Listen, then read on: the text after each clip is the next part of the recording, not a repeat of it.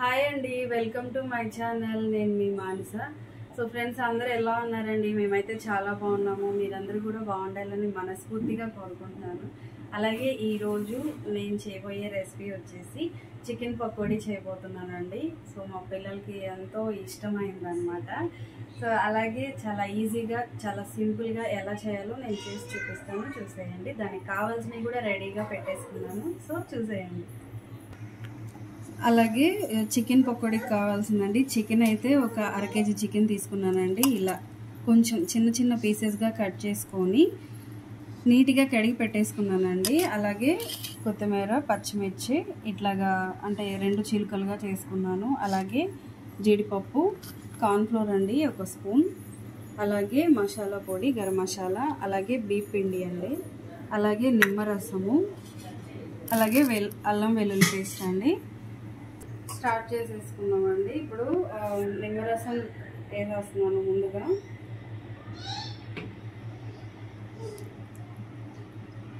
So నిమ్మరసం వేసిన తర్వాత బాగా ముక్కకి పట్టేలాగా ఇలా కలుపుకోవాలి.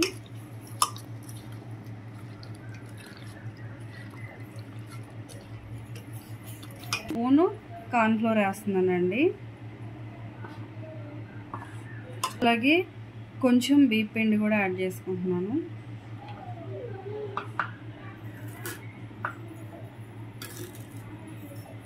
అలాగే 1 స్పూను, అంటే ఒకటే కాదు, కాస్తంత మసాలా ఎక్కువ తినే వాళ్ళు కూడా 2 స్పూన్లు అట్లా వేసుకోవచ్చండి.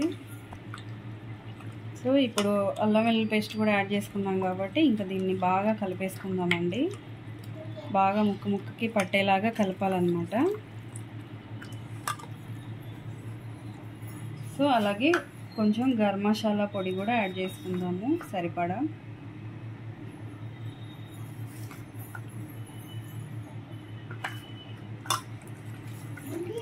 సో దీన్ని కూడా బాగా పట్టేలాగా ఇలాగా కలిపేసుకుందామండి.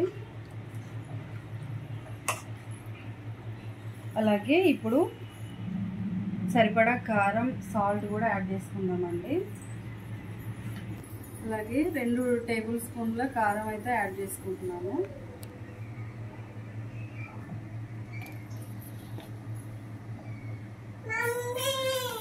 సో అలాగే బాగా కలపాలన్నమాట.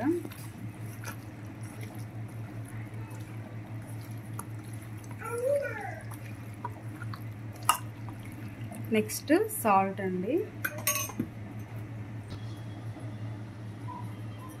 అలాగే రుచికి సరిపడా సాల్ట్ అన్నమాట.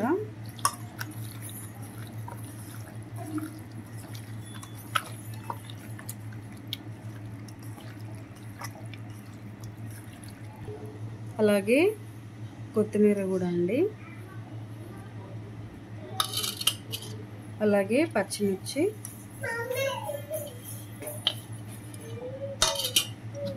అలాగే జీడిపప్పు. సో ఇప్పుడు దీన్ని కూడా చక్కగా మొత్తం కొత్తిమీర ఇంకా పచ్చిమిర్చి ఆ ఫ్లేవర్ అంతా ఈ మిశ్రమానికి పట్టేదాకా చక్కగా కలుపుకొని అలా ఉంచేసుకుందామండి ఒక 15 నిమిషాలు.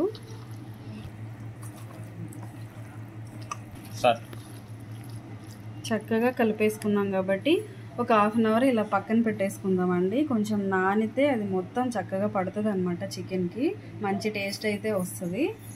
సో ఇప్పుడు దీన్ని ఇలా వదిలేద్దాం ఒక హాఫ్ అన్ అవర్, గంట అట్లా పక్కన పెట్టేసుకుందామండి. హాఫ్ అన్ అవర్ తర్వాత అయితే ఇంకా మళ్ళీ ఇంకా పక్కన తీసేసుకున్నాను రెడీ చేసుకోవడానికి. అలాగే దీనికి ఫ్రై చేసుకోవడానికి సరిపడా ఆయిల్ వేసాను. సో చక్కగా వేడొచ్చేసింది అనమాట. సో ఇప్పుడు పకోడీ వేసేసుకుందామండి. చక్కగా అయితే నానిపోయింది. మంచి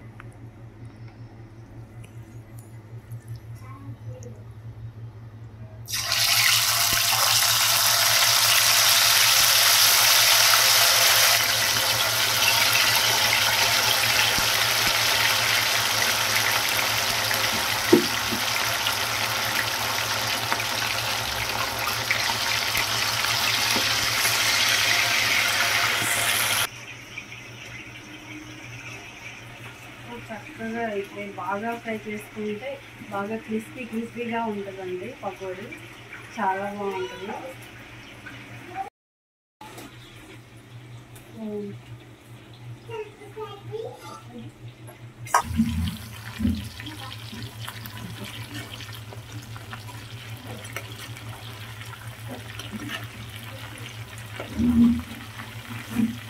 సో వేసిన 2-3 సెకండ్స్కి ఇట్లాగా తిప్పేసుకుంటూ ఉంటే చక్కగా అడుగంటకుండా చక్కగా ఫ్రై అవుతాయండి. మంచి టేస్ట్ అయితే వస్తుంది అన్నమాట, మామూలుగా ఉండదు.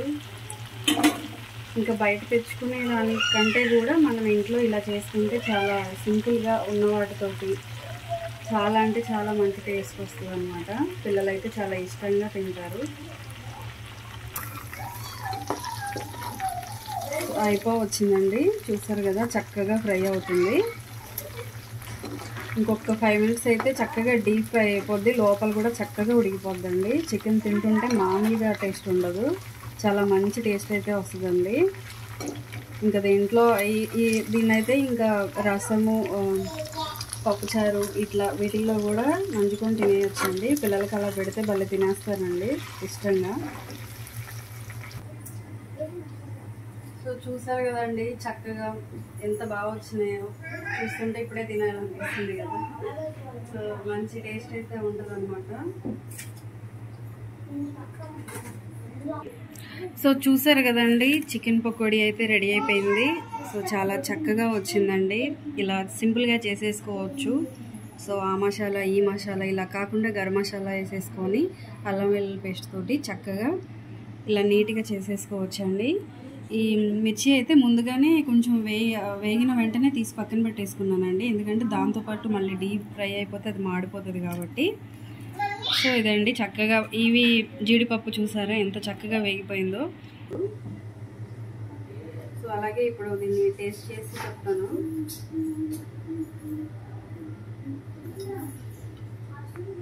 చాలా బాగున్నాయండి. సో దీనికి తోడు ఉల్లిపాయ నంచుకొని తింటే మామూలుగా ఉండదు, ఇంకా బయట ఎక్కడ కొనాలనిపించదు అనమాట, ఇంట్లోనే చేసుకోవాలనిపిస్తుంది. అంత బాగున్నాయి, టేస్ట్ అయితే చాలా అంటే చాలా బాగుంది. సో ఇదండి ఈరోజు మా ఇంట్లో. సో ఈ వీడియో మీకు నచ్చితే లైక్ చేయండి, షేర్ చేయండి, సబ్స్క్రైబ్ చేయండి. ప్లీజ్ మమ్మల్ని కూడా సపోర్ట్ చేయండి. సో అందరికీ బాయ్ అండి.